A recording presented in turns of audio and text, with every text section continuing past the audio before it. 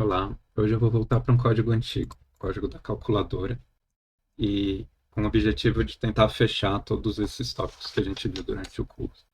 Então, só para relembrar, né, no começo do curso eu discuti gramáticas livres de contexto, a gente montou alguns exemplos, como por exemplo um analisador, um leitor de JSON, uma calculadora simples. Depois eu passei para expressões regulares e linguagens regulares. A gente estudou alguns algoritmos para implementar essas, né, identificar expressões regulares. Depois eu discuti o algoritmo LL1, que é o algoritmo mais simples para analisar gramáticas livres de contexto. E agora eu quero fechar esse pacote, né, mostrar como essas coisas se encaixam, como a gente pode criar uma linguagem nova do zero, utilizando esses conceitos, gramáticas livres de contexto, expressões regulares. E a última parte que falta discutir, que é a parte do interpretador ou do compilador propriamente dito, né? Como que eu vou executar o código depois de analisá-lo.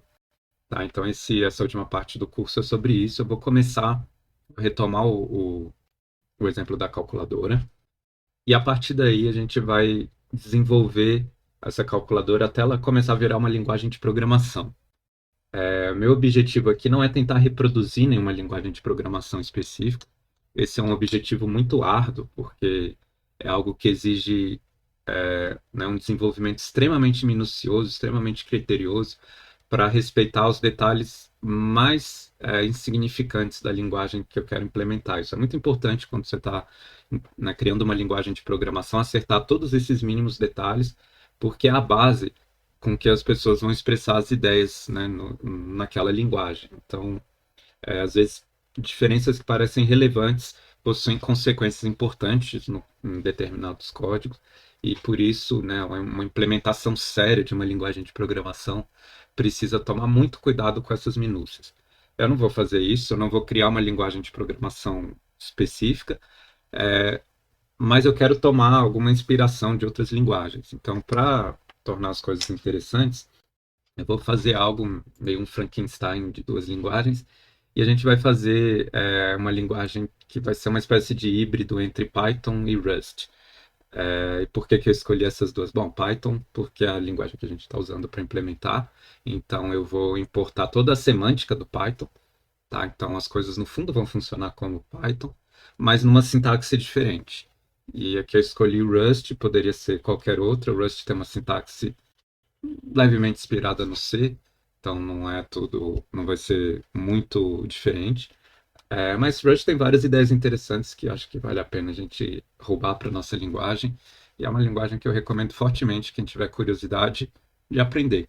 É uma espécie de substituto, ou pelo menos a proposta é ambiciosa de ser uma linguagem que substituiria C e C++ para essas tarefas mais fundamentais, né, como, por exemplo, programar o kernel, programar bibliotecas de baixo nível e não sacrificar performance.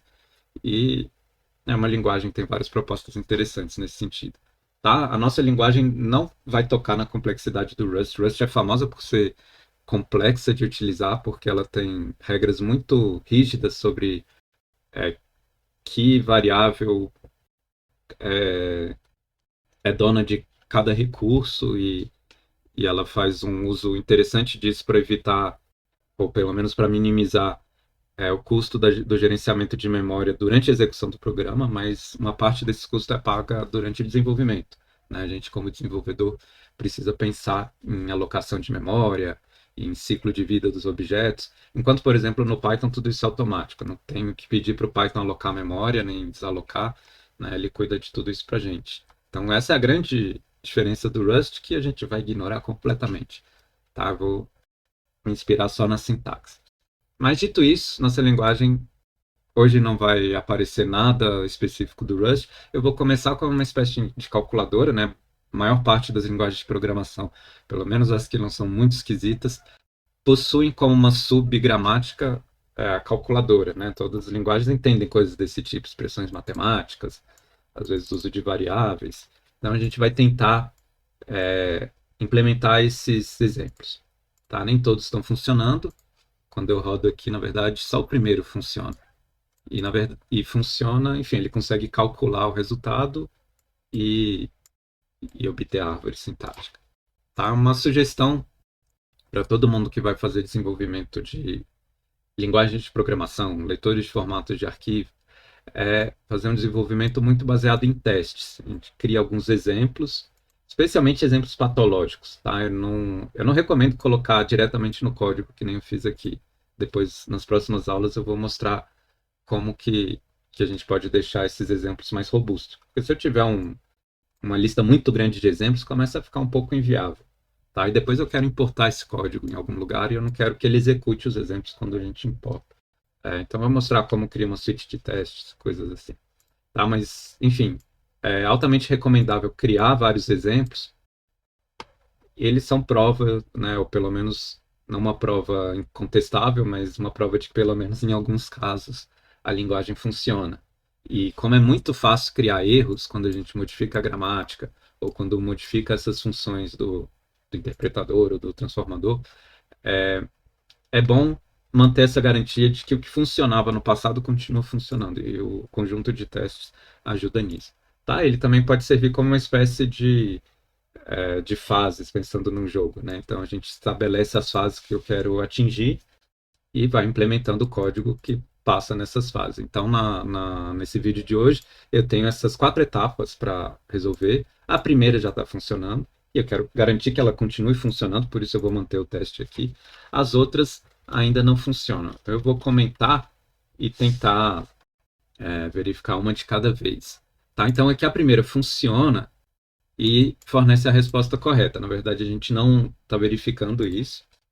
Tá? Então, aqui eu pego o código-fonte, e no final das contas, ela produz uma árvore com um único filho 42, que é a resposta. Na verdade, eu não estou interessado nisso. Eu gostaria de obter a resposta. Tá? Então, a primeira modificação vai ser essa.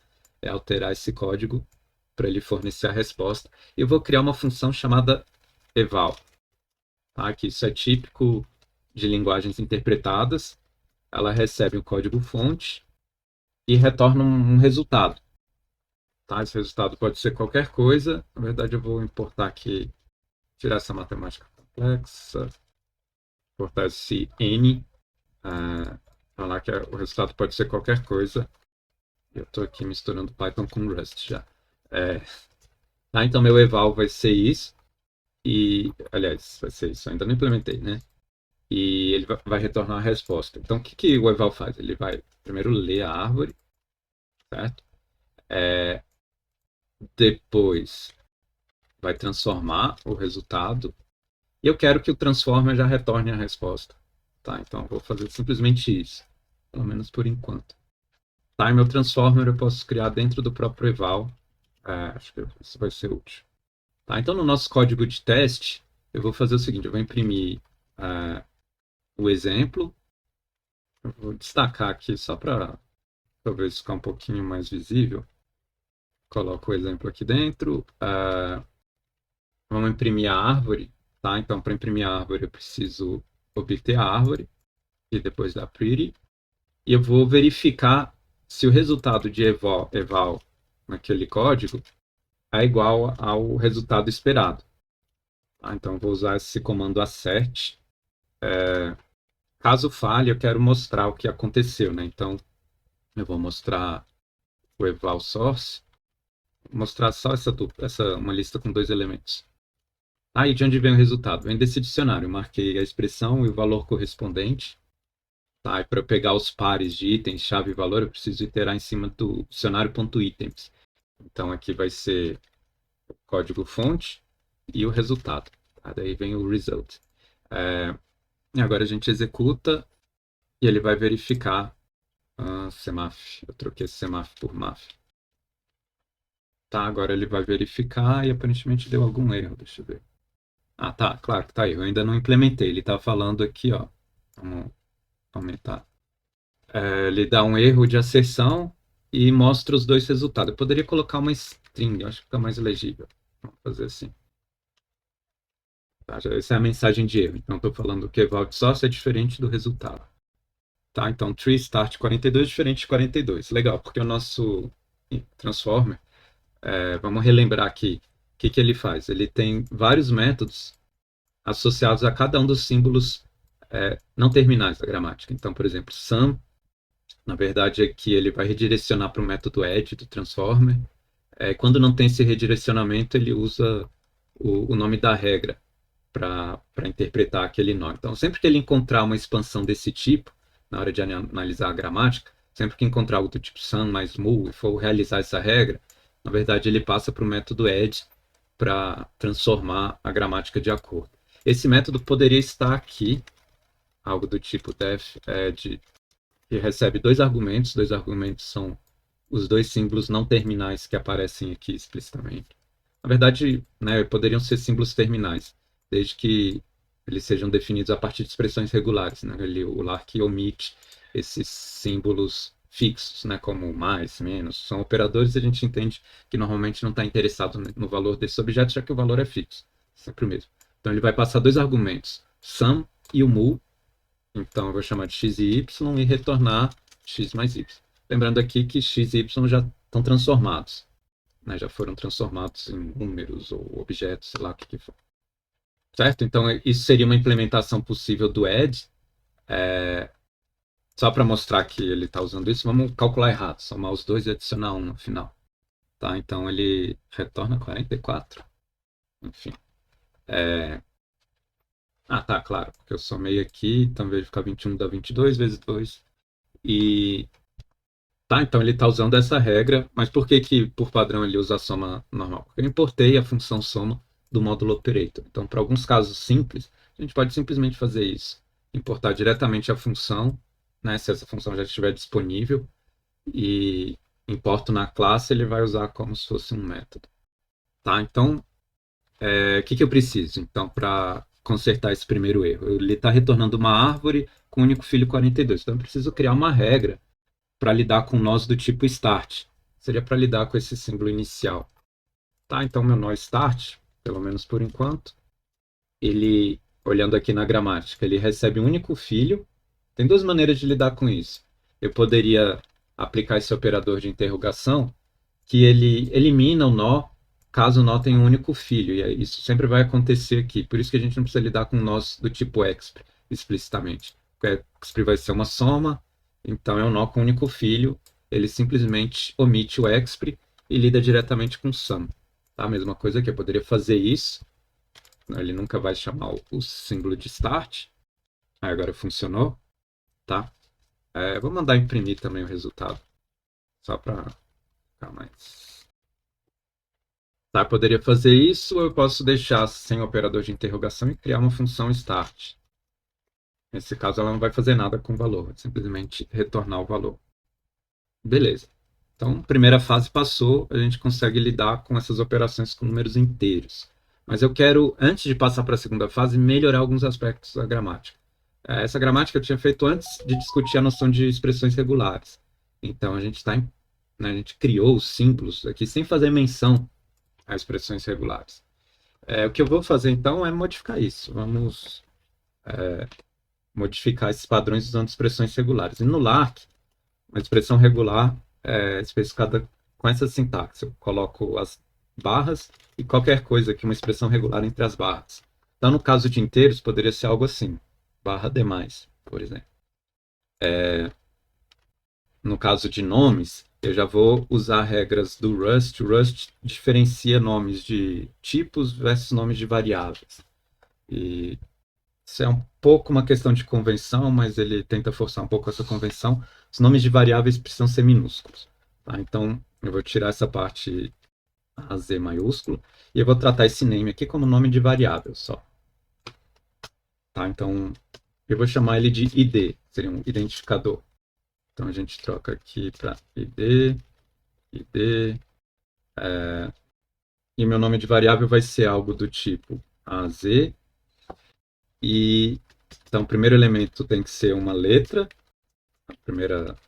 E seguindo, eu tenho qualquer número de repetições de letras e números. Então, eu vou escrever dessa forma. Tá, agora eu tenho minha gramática escrita como expressões regulares. E com isso a gente consegue fazer algumas coisas interessantes. Primeiro eu posso modificar essa regra de int e considerar outras formas de escrever números inteiros. Né? Por exemplo, no Python, eu posso colocar underscores no meio do número, por exemplo, 1.000.000. Como que seria isso aqui? Demais, e aqui algo do tipo qualquer número de repetições de underscore demais asterisco. Tá, isso aceitaria números com underscores. Talvez para inteiro não tenha muito o que fazer, né? Por exemplo, 10. Mas para número de ponto flutuante, de fato, existem várias maneiras de representá-los, e é muito mais interessante usar uma expressão regular do que aquele tipo de padrão que eu estava fazendo antes. Então vamos colocar aqui uma regra para float, e na minha regra para float, então o que eu tenho? Demais, né? Eu começo com vários inteiros, ponto. Então o float sempre vai ter o ponto, esse seria um float básico. Tá? Eu poderia colocar outras possibilidades, como notação científica, né? Então, é elevado a alguma coisa. Então, isso é opcional. E tem várias opções de representação, né? Então, eu também posso, por exemplo, deixar a parte depois do ponto opcional, tem várias variantes aqui. Eu vou deixar assim, depois a gente vai discutir com mais rigor as regras específicas do Rust, eu vou tentar imitar essas regras e passar vários desses problemas como exercício. Tá? Então, vão ser alguns exercícios para modificar alguns aspectos dessa gramática, pensando em expressões regulares, por exemplo. Tá, então, eu criei aqui uma regra para float e eu tenho que adaptar minha gramática para passar para a segunda fase. Agora a gente já pode passar para a segunda fase. Por enquanto está falhando, ele reclama aqui desse ponto. E qual o problema? Eu já criei uma regra para float. Ela não está na gramática. Faltou escrever aqui float. Então, um átomo pode ser um inteiro, um float. E eu preciso lidar com ele aqui também. No caso, um token de float vira um float. Tá, então a gente tem essas regras funcionando, mas quando eu executo o código, ele dá problema. Sintaxe inválida.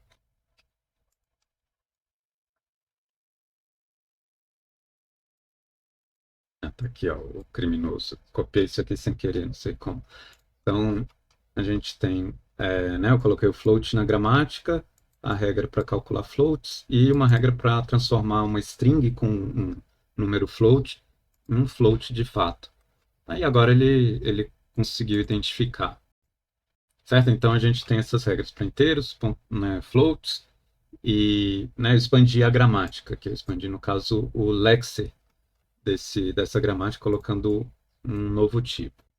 Tá, e qual é o próximo passo? Chamada de funções. Vamos ver se isso aqui funciona. Isso já estava implementado antes, na verdade eu suspeito que vai continuar funcionando. Funcionou o terceiro exemplo. E o último exemplo é onde a gente começa a chegar perigosamente perto de uma linguagem de programação. Eu vou definir variáveis. Então, eu primeiro executo, eu defino uma variável x, desculpa, e utilizo ela logo em seguida. Tá? Aqui a gente está separando cada comando por um ponto e vírgula. Aí, quando eu faço isso, ele dá erro, ele não identificou essa regra. Acho que essa regra não estava implementada. Então, vamos fazer isso. Eu quero criar essa possibilidade, tá? Então, de definir várias variáveis. Isso vai mudar vários aspectos da gramática, porque até então, minha gramática só envolvia valores únicos. Então, aqui eu tenho um valor, aqui eu tenho um valor, não tinha sequência de comandos. Tá? Então, a gente precisa implementar sequência de comandos e atribuição de variáveis, duas coisas diferentes. Tá? Então, vamos começar criando uma atribuição de variáveis. Eu vou falar que assign, uma atribuição de variáveis vai ser um identificador recebe uma expressão. Tá? Aqui o igual em aspas, porque é um igual literal. E eu vou falar que uma sequência de comandos. Tá? Então, vai começar a falar em comandos também. Vai ser um comando e separado por ponto e vírgula vários outros comandos. Tá? Então, eu vou fazer um comando seguido de vários comandos separados por ponto e vírgula. Então, eu vou mudar algumas coisas aqui. Eu vou falar que meu start, na verdade, é uma sequência. Eu preciso falar o que é um comando. Vamos falar que um comando pode ser, por enquanto, uma expressão ou um assign. E eu quero decidir aqui o que a gente vai fazer, como que vai passar para a gramática, né? O que eu vou colocar com um operador de interrogação.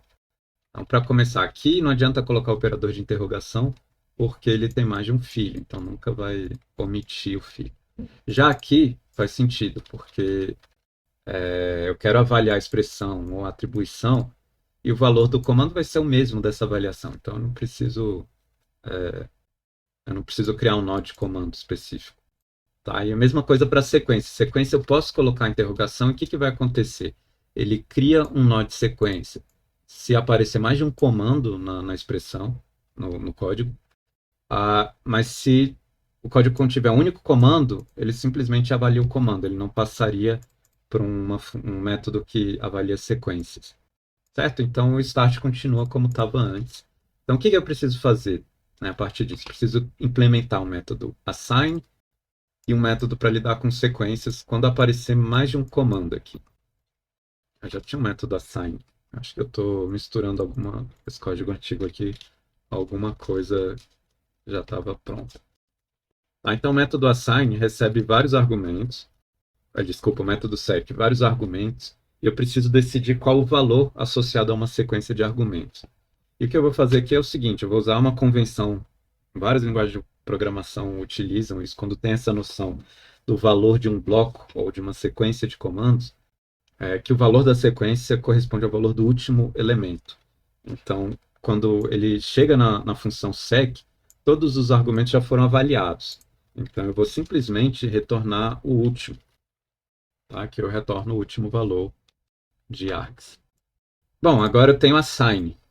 Já está implementado aqui, já estava, mas vamos rever o que esse código faz. Ele recebe dois argumentos, nome e o valor. O nome era um ID e o valor alguma coisa aqui. E esse ID é um token, que eu vou fazer aqui, eu vou modificar um pouquinho isso. Eu quero salvar essa atribuição no dicionário de ambiente. Lembrando aqui, o que é o dicionário de ambiente? Eu criei um dicionário mapeando valores de variáveis, nomes de variáveis, desculpa, aos seus respectivos valores. Então, por enquanto, nossa calculadora reconhece essas variáveis, pi, a resposta, log, raiz quadrada. Algumas variáveis são funções, não tem problema nenhum. Outras são valores numéricos. E o que eu vou fazer aqui? Durante a atribuição, eu vou simplesmente criar um valor novo nesse dicionário. Quando eu crio um transformer, ele cria uma cópia desse dicionário para que cada transformer tenha o seu ambiente independente dos outros. E quando eu faço uma atribuição, ele simplesmente vai trocar o valor que estava no dicionário. Para não usar um token, esse objeto aqui é um token do Lark. Eu vou converter ele para uma string e fazer esse mapa de string para valor. O token é uma subclasse de string, então eu poderia utilizar aqui o jeito que o Lark implementou, mas acho que fica mais elegante converter para uma string padrão do Python. Ele reclamou que a variável x não existe. Vamos ver. Eu não assign, eu acho que ele não está executando o assign, será? Vou colocar um print de debug. Não, imprime. Acho que o problema está aqui, eu não converti o nome. Eu vou fazer o seguinte, eu vou criar uma regra que já converte esse identificador para uma string normal. Não precisa lidar com isso. Então, name... aqui não é names, é em env. Consultar o dicionário env, acho que era esse o erro, na verdade. A gente salvou no dicionário env, não nos nomes globais. Pega um código velho, com bugs velhos, acaba acontecendo isso. Tá, e agora a gente tem o nosso código que cria essa árvore, sequência assign e add name, imprime aqui o resultado 42. Tá, então passamos das 4 fases, isso termina a aula de hoje. Eu vou, no próximo vídeo, a gente vai começar a acrescentar alguns elementos específicos da sintaxe do Rust. Eu vou apresentar para vocês e mostrar como que implementa, certo? Então,